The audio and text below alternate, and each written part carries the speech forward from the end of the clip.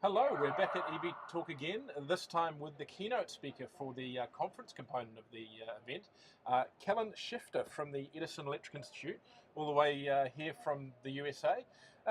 Rather than me trying to explain it, Kellen, it'd be great if you just tell us what the Edison Electric Institute is and what it does. Sure, yeah. EEI, Edison Electric Institute, is the trade association for the US electric investor-owned electric companies. So I think here we call them lines companies, is that right? The distribution companies? Yeah, in the US we call them the distribution companies. So our members are those big investor-owned electric companies in the US. Obviously we care a lot about electric vehicles, but our organization works not just on EVs, but all kinds of issues for that industry. Right, such as?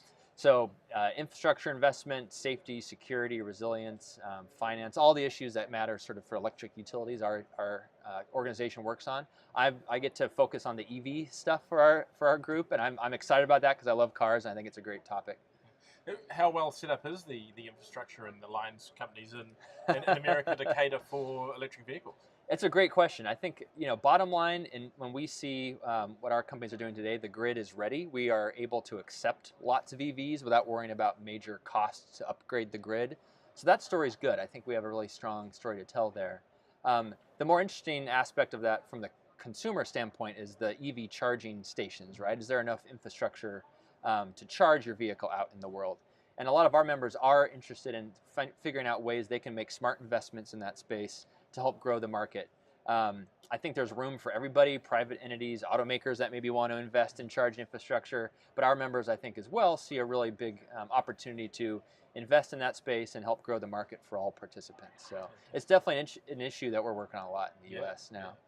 So tell us, hard to do, but give us a very brief summary of what it is you're here to discuss in your keynote and the other sessions you've been involved in. Yeah, absolutely. So I had the opportunity to provide the keynote, provide a broad overview. I reminded folks a little bit about why we care about this in the first place, that EVs are good for the environment, obviously. You can save a lot on fuel costs, and this endeavor to connect the electric sector and the transportation sector is a really big one. So I think there's a lot of opportunity there. In terms of where we are, I covered a little bit about where the market is today. Over 3 million EVs globally on the road so far from 2010 to 2017. So that's really exciting. That could grow. We could see market share increase from about 1% today to maybe over 10% by 2025. So a lot of progress. I think the signs are good. And then I talked a little bit about what we've learned from the 7 or so years that we've been selling EVs in the US market.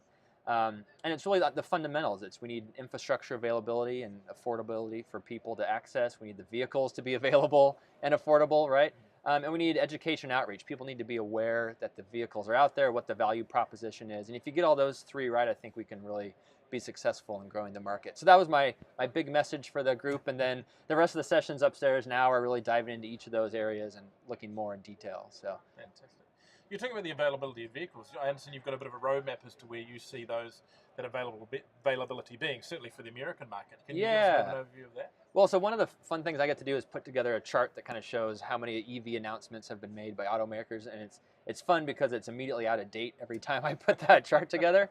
But we were tracking, I think if you tally up automaker models, EV models you can buy today, I think it's a little bit over 40, and then by the end of this year, we were expecting about 50 or so models you could buy in the US market. And then in the next few years, maybe by end of 22, over 90 EV models is kind of what we've been tallying. But again, announcements happen so frequently in this industry, it seems it's kind of hard to keep track. But that's kind of what, for the US market, we're seeing, maybe about 90 different models by 2022. Wow. That'd be pretty exciting. And one of the things I've observed is that, and I don't want to be negative towards the American market here, but in some ways, in some technology levels, perhaps they had slipped a little bit behind the Asian companies and the European companies, but they really are in some ways leading the charge to bring out that overused. It's unavoidable. You got to do it. Yeah. Yeah. In the electric vehicle space, I mean, why do you think that is? We've got Tesla doing obviously their amazing work. Yep. We've got General Motors with the Bolt, which has been quite a success. Yeah. Ford's working on electric products with their similarly named Edison project.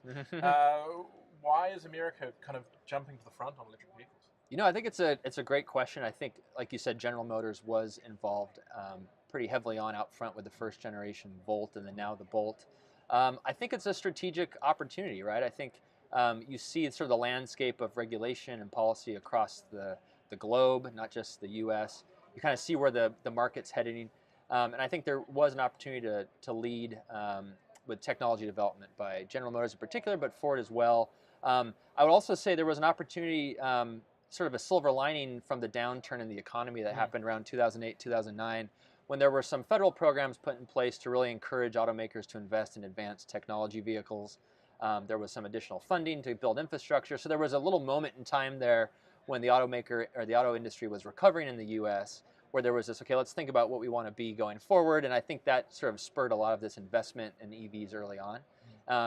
And so I think now we're starting to really see the product play out from that early investment in R&D. And you mentioned the Bolt. I think that is a Bolt with a B. The threshold moment for a long-range vehicle, 238 miles. You'll have to tell me what the kilometer equivalent is of that.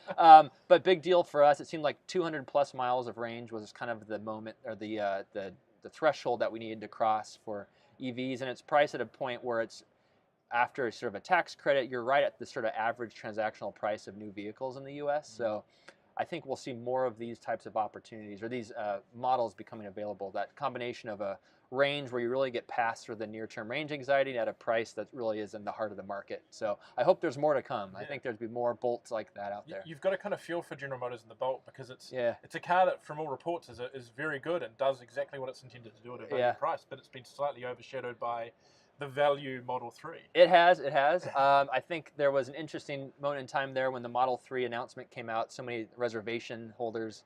I think it was 400,000 reservations in place.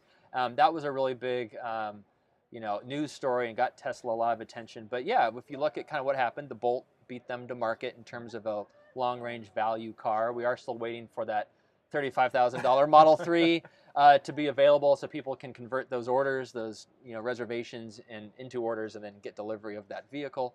But look, I think long term, I think Tesla will get there. We hope they succeed. They get a lot of the attention, but I think Bolt right now is really kind of proven, that it can be done, and that there's a market for it. And I hope they're all successful. Now, the information's not a one-way. I understand you've got a bit of an interest in what we're doing down here as well. And you mentioned to me earlier that you've been looking at our secondary market, and you guys are more focused on new vehicles. What have you picked up from that? Yeah, it's really interesting, and that was something that I learned in doing a little bit of research before I came here, that so much of the EV market here really is driven by the secondary used vehicle market. I think that's somewhat unique, I think, to the New Zealand situation, but I think what we can learn is that a lot of people, even in the US where you're buying or leasing new EVs, they tend to lease is a really high fraction of the vehicle sales and EVs in the US. So there's going to be a lot of these EVs coming off lease after 2 or 3 or 4 years. And so we're going to have this big population of lightly used EVs, maybe less than 30,000 miles on them. And so there will hopefully be a strong secondary market in the US for EVs. And so I was really curious learning what I can from here about what is the dynamic of that market like. And there's a few things I picked up. One is, we talk about battery replacements and how that probably isn't a concern if you're owning a car for about 10 years from new. But if you're talking about maybe a 20-year life vehicle, you might want to start thinking about what is the battery replacement cost? Do I need it? So we have to have better answers for consumers on that front as well. And then I think people are rightfully asking about what is that end of life cycle process for the battery. Are they going to be recycled? Are they going to be put into other applications? And I think it's reasonable for a used car buyer to think about that. What do I have to do with this battery when the car eventually is no longer useful? And I think these are questions we kind of have to answer for consumers, and I think New Zealand will probably have better answers to some of those questions than we do in the US, I think, just given the market here. Great. Well, we're really glad to have you here in New Zealand. Hopefully you enjoy your stay. Oh, it's been beautiful. Thank you so much. Yeah. Thanks for watching another video. If you want to see more, don't forget to subscribe to our YouTube channel. If you're on the Facebook page, subscribe to evtalk.co.nz. Or if you're on our website, subscribe to the email newsletters that comes out twice a week with a whole pile of great EV-related information on it. Thank you very much.